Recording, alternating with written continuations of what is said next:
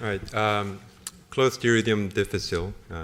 It's an anaerobic gram-negative rot, and the non-pathogenic strains are known to colonize the gut of the infant.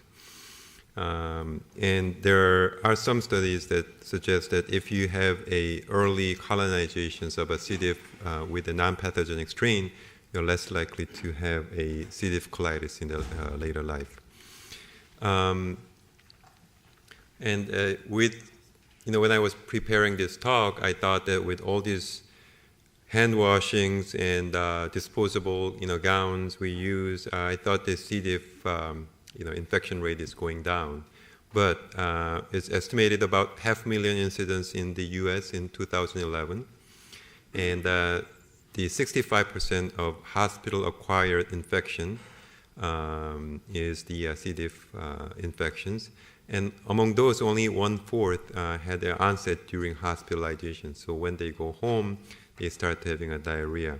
And that's a frequent cause of readmissions. And there is estimated about 30,000 deaths annually. And about 9% of all hospital admissions for admission diagnosis of CDI results in mortality.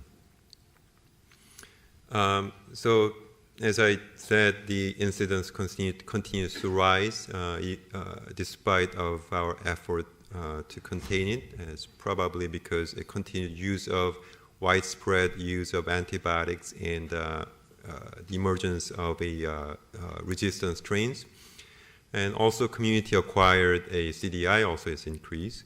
And about a quarter of all infections happening at nursing home. Estimated annual economic burden in the United States runs anywhere between 400 million to 3 billion. The recent trends in C. diff infections, there's increase in colectomy rate up by 32% from 2006 to 2010 compared to a previous 5 years period for inpatients with a CDI. And that corresponds to the increase in prevalence and incidence, and morbidity and mortality also is on the increase.